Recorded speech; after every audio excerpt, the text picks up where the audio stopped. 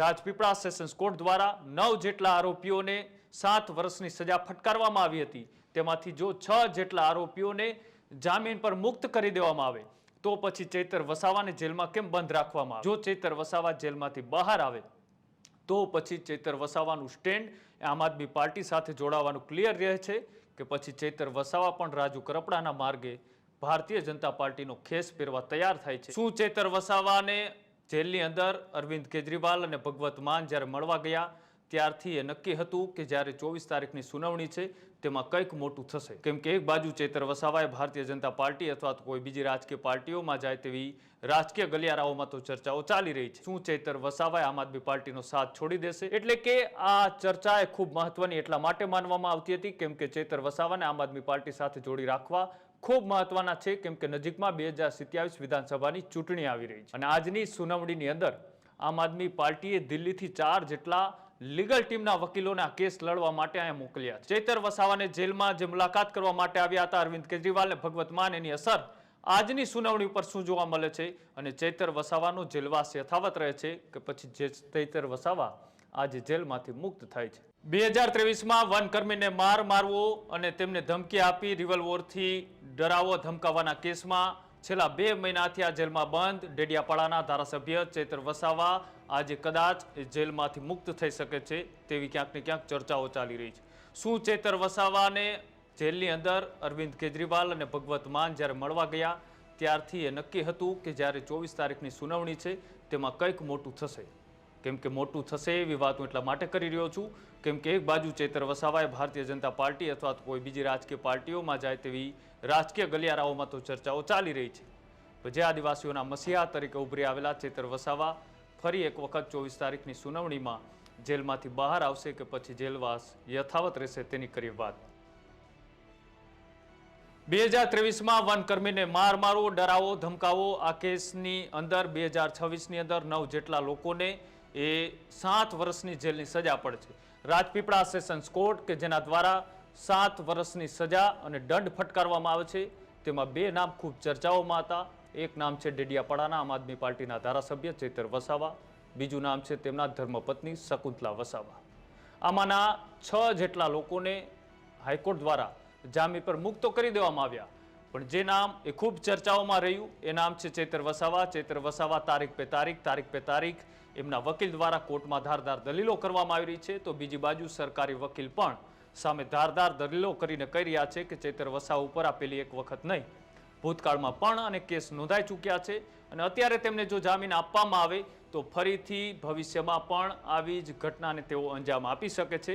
આ જ તર્ક સાથે જ્યારે આના થોડા દિવસો પહેલા તેમની જામીન અરજીની સુનાવણી હતી ત્યારે આ તર્ક સાથે આ સુનાવણીની અંદર ચૈતર વસાવાને જામીન ના મળ્યા અને ત્યારબાદ રાજકીય ગલિયારાઓમાં જે ચર્ચા ચાલતી હતી કે શું ચૈતર વસાવાએ આમ આદમી પાર્ટીનો સાથ છોડી દેશે?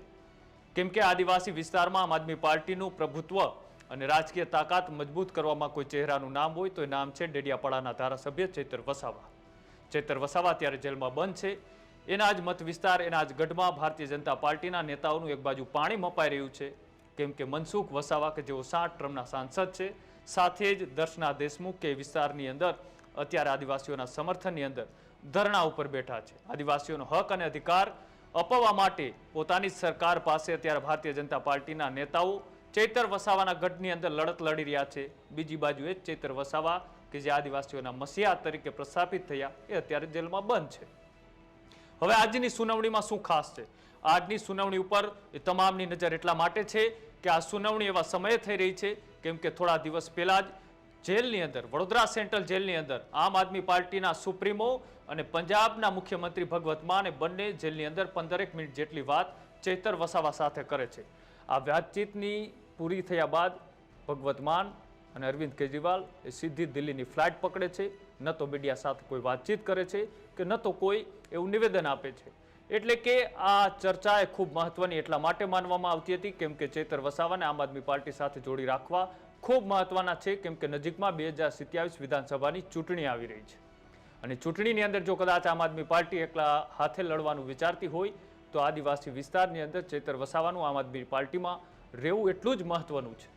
અને આજની સુનાવણીની અંદર આમ આદમી પાર્ટીએ દિલ્હીથી 4 જેટલા લીગલ ટીમના વકીલોને આ કેસ લડવા માટે અહીંયા મોકલ્યા છે. હવે આજની દલીલની અંદર ચેતર વસાવાના વકીલ એક તરફે કદાચ એવી દલીલો જજ સમક્ષ કરે કે જે રાજપીપળા સેશન્સ કોર્ટ દ્વારા 9 જેટલા આરોપીઓને 7 વર્ષની સજા ફટકારવામાં આવી હતી, તેમાંથી જો 6 જેટલા આરોપીઓને જામીન પર મુક્ત કરી દેવામાં આવે તો પછી ચેતર વસાવાને જેલમાં કેમ બંધ રાખવામાં આવે? કેમ કે એક સરખી સજાની અંદર જો 6 જેટલા લોકોને જામીન મળી જતા હોય તો પછી ધારાસભ્યને શા માટે જામીન ન મળે? સામે સરકારી વકીલે પણ એ દલીલો કરી હતી કે જો ધારાસભ્યને જામીન પર મુક્ત કરી દેવામાં આવે તો તેનો ભૂતકાળ પણ અનેક ગુનાઓથી કંડારાયેલો છે. આવી બંને સાઈડથી જે દલીલો થઈ, અહીંયા સુનાવણી અટકી હતી અને આજની સુનાવણી એટલા માટે મહત્વની છે કેમ કે આજની સુનાવણીની અંદર જો ચેતર વસાવા જેલમાંથી બહાર આવે તો પછી ચેતર વસાવાનું સ્ટેન્ડ આમ આદમી પાર્ટી સાથે જોડાવાનું ક્લિયર રહે છે કે પછી ચેતર વસાવા પણ રાજુ કરપડાના માર્ગે ભારતીય જનતા પાર્ટીનો ખેસ પહેરવા તૈયાર થાય છે. આ તમામ ઉપર નજર છે, પણ જોવાનું રહેશે કે આજની સુનાવણીની અંદર કેવા પ્રકારની દલીલો થાય છે. ચેતર વસાવાને જેલમાં જે મુલાકાત કરવા માટે આવ્યા હતા અરવિંદ કેજરીવાલ ને ભગવત માન, એની અસર આજની સુનાવણી ઉપર શું જોવા મળે છે અને ચેતર વસાવાનો જેલવાસ યથાવત રહે છે કે પછી ચેતર વસાવા આજે જેલમાંથી મુક્ત થાય છે. ખેડૂત ભાઈઓ છે ખેતરમાં ડ્રોન ઉડાવતા હોય છે ત્યારે આપણે એક પ્રશ્ન સતાવતો હોય છે કે જે આપણે અત્યાર સુધી જીપીએસ ટેકનોલોજી વાળા ડ્રોન વાપર્યા છે, જેથી કરીને મોબાઈલ ટાવર છે અથવા તો હાઈ ટેન્શન લાઈન પસાર થતી હોય, કોઈ વૃક્ષો હોય, ત્યારે જે જીપીએસ ટેકનોલોજી વાળા ડ્રોન છે એમાં ટકરાય અને ટ્રેસ થાય છે. પણ એગ્રીવન લાવ્યું છે જીએનએસએસ ટેકનોલોજી ડ્રોન, જેથી કરીને એ ડ્રોન છે એ કોઈ જગ્યાએ ટકરાય નહીં, પોતાની રીતે જ ડિસિઝન લે છે અને મૂવ થઈ જાય છે, જેથી કરીને જીએનએસએસ ટેકનોલોજી ડ્રોન છે એ વાપરવાનો આગ્રહ રાખો. હજુ સુધી તમે અમારી ચેનલને સબસ્ક્રાઇબ નથી કરી તો અત્યારે જ ન્યૂઝરૂમ ગુજરાતને સબસ્ક્રાઇબ કરો, ફેસબુક અને ઇન્સ્ટાગ્રામ પર ફોલો કરો.